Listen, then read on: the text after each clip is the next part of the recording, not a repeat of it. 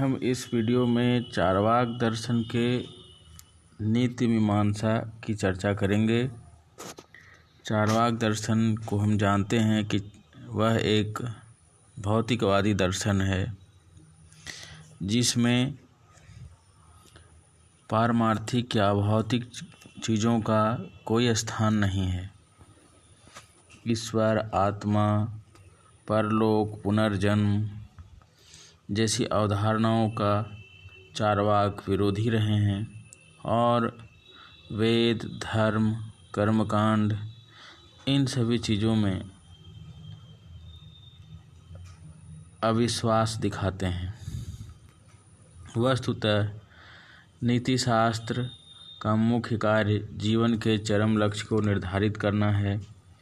भारतीय विचारक जीवन के 4 पुरुषार्थ मानते हैं: धर्म अर्थात वर्च्यू, मोक्ष अर्थात लिबरेशन, अर्थ अर्थात वेल्थ और काम एंजॉयमेंट। चार्वाक इन चारों में 3 का खंडन करके केवल काम एंजॉयमेंट को ही जीवन का चरम लक्ष्य मानते हैं। सुख की प्राप्ति के लिए मानव का प्रत्येक प्रयास होता है, इसलिए चार्वाक नीतिशास्त्र सुखवादी है और चार्वाक यह मानता है कि इंसान का परम लक्ष्य, मनुष्य का परम लक्ष्य किसी न किसी प्रकार से सुख प्राप्त करना है। यहाँ सुख भौतिक सुखों से लिया जा रहा है। सुख का मतलब चार्वाक भौतिक सुखों को ही लेते हैं।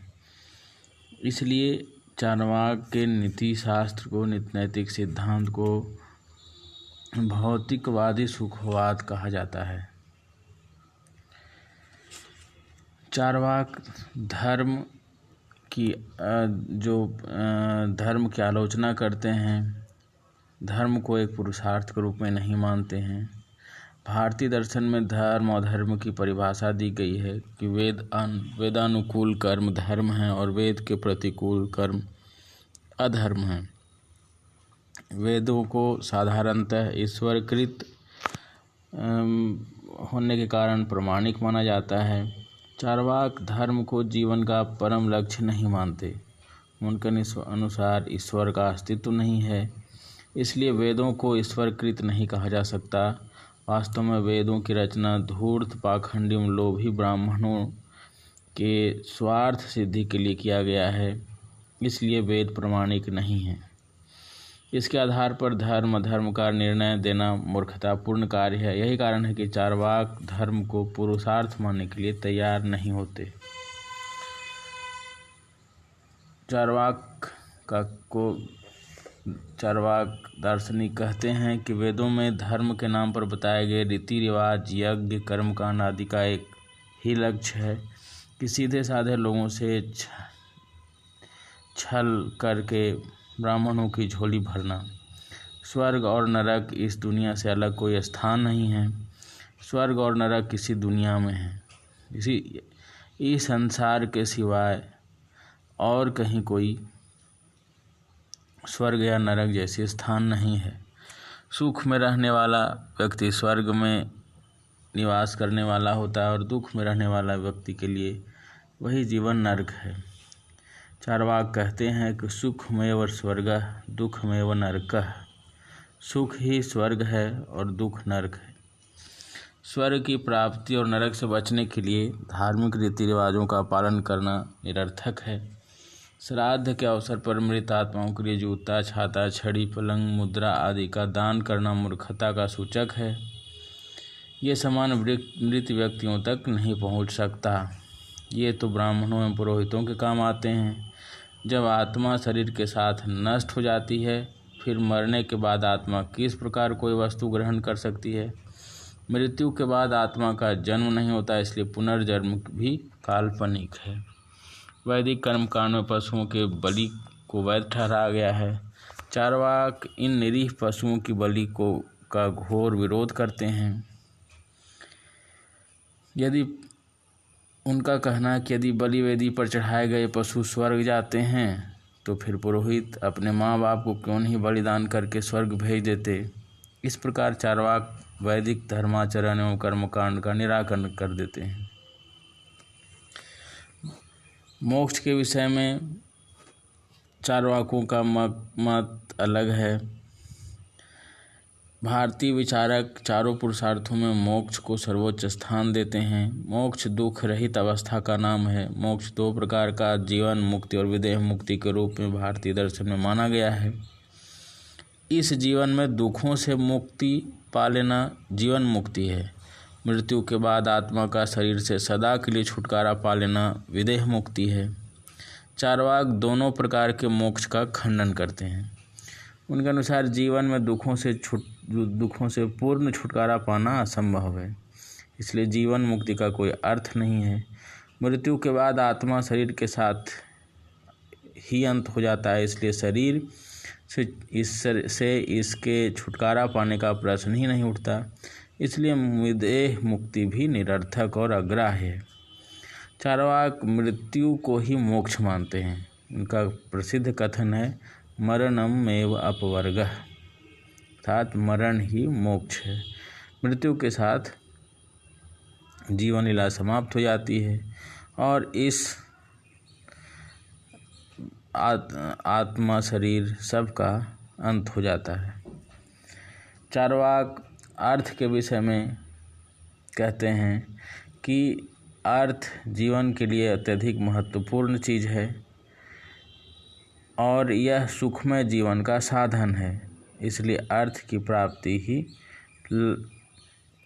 प्राप्ति जरूर करनी चाहिए, क्योंकि बिना अर्थ का जीवन सुखमय नहीं हो सकता। अतः अर्थ सुखमय जीवन का साधन है और सुख जीवन का साध्य है।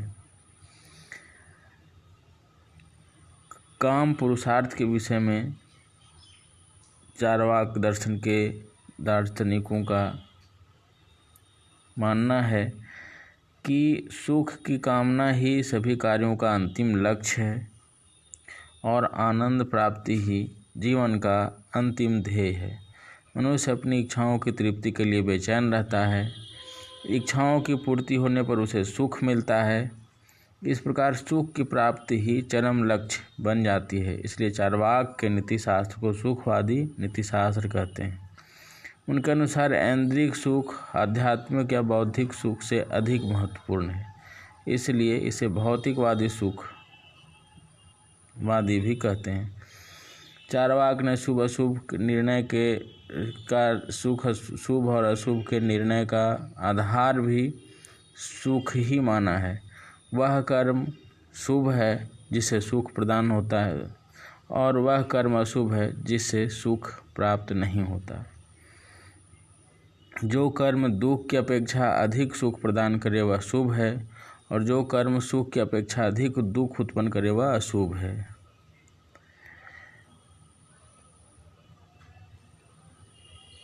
चार्वाक दर्शन कहता है कि यावत् जीवेत सुखम जीवेत ऋणम कृत्वा घृतम पिबेत, मतलब सुख किसी भी प्रकार से सुख की प्राप्ति करो और सुख प्राप्त करना ही मनुष्य का परम लक्ष्य है। सुख प्राप्ति के लिए साधन कुछ भी हो, ऋण भी क्यों न, घी पीने के लिए ऋण भी क्यों न करना पड़े, परंतु वह भी करके सुख प्राप्त करना चाहिए। इसलिए चार्वाक दर्शन सुख प्राप्ति के साधन पर बल नहीं देता, बल्कि सुख प्राप्ति पर ही बल देता है। साथ ही चार्वाक दर्शन की यह भी मान्यता है कि भविष्य में अच्छे सुख की कामना करना या करके वर्तमान के सुख को दरकिनार करना यह मूर्खतापूर्ण कार्य है।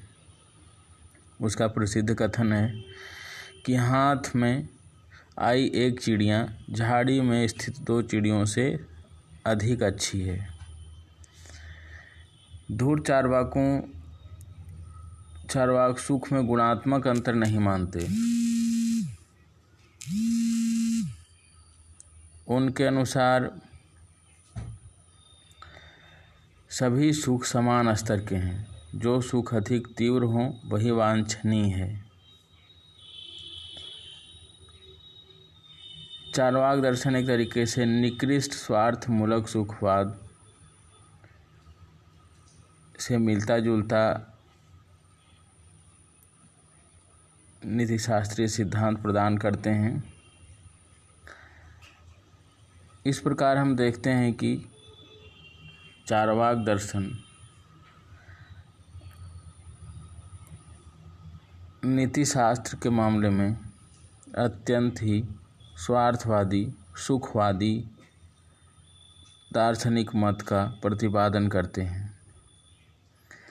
चार्वाक के नीतिशास्त्र की आलोचना की जाती है क्योंकि यह नीतिशास्त्र भौतिकवाद और स्वार्थवाद के दोषों से भरा पड़ा है। चार्वाक के अनुसार सुख की कामना करना व्यक्ति का स्वाभाविक धर्म है, इसलिए उसे सदैव सुखों की इच्छा रखनी चाहिए। यहाँ एक प्रकार का विरोध उत्पन्न हो जाता है। जिस वस्तु की इच्छा की जाती है वह सुख नहीं है बल्कि सुख का कारण है। इसके अतिरिक्त सुख की सदैव इच्छा रखने से भी इसकी प्राप्ति में बाधा पड़ती है। किसी वस्तु को प्राप्त करने का सबसे उत्तम उपाय उस वस्तु को कुछ समय के लिए भूल जाना है। प्रति क्षण सुख की रट लगाने से सुखानुभूति की तीव्रता नष्ट हो जाती है। चार्वाक दर्शन के सुखवादी मत निकृष्ट स्वार्थमूलक सुखवादी है। साथ ही यह भी देखा जाता है कि चार्वाक दर्शन ईश्वर, आत्मा, धर्म, पुनर्जन्म, परलोक ये सब की मान्यता नहीं देते हैं। इनकी मान्यता नहीं देने से समाज में अराजकता फैलने की डर रहती है। ईश्वर के नहीं होने से नैतिक संतुलन समाज का हट जाता है। मनुष्य स्वेच्छाचारी हो जाता है और इस स्वेच्छाचारिता में एक मनुष्य का हित दूसरे मनुष्य दूसरे प्राणी के हित से टकराने लगते हैं और समाज विनाश को प्राप्त हो जाता है। इस प्रकार चार्वाक दर्शन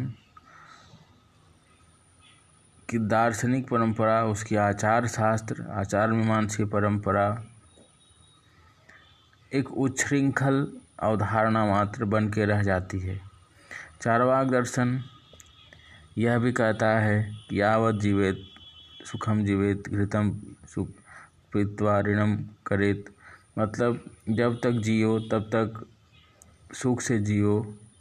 सुख के लिए अगर ऋण भी करना हो तो उससे पीछे मत हटो। यह एक समाज में हिंसा फैलाने वाली अवधारणा है, क्योंकि यदि हम अपनी सुख सुविधा के लिए दूसरों का अहित करते हैं तो हम भी शांति से नहीं रह पाते हैं, हमारा सुख भी स्थायी नहीं होता। चार्वाक दर्शन सुख के संबंध में भौतिकवादी सुख की प्रधानता देता है, परंतु हम यह जानते हैं कि भौतिकवादी सुख स्थायी सुख नहीं है।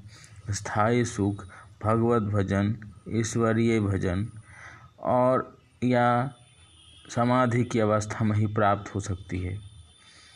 इसके अतिरिक्त जो भी सांसारिक सुख होते हैं वो क्षणिक होते हैं और वो ऐसे नहीं होते हैं जिनसे कोई दुख न उत्पन्न हो या कोई दुख से वह उत्पन्न न हो। इस प्रकार चार्वाक दर्शन की नीति शास्त्र मीमांसा दोष से रहित नहीं है।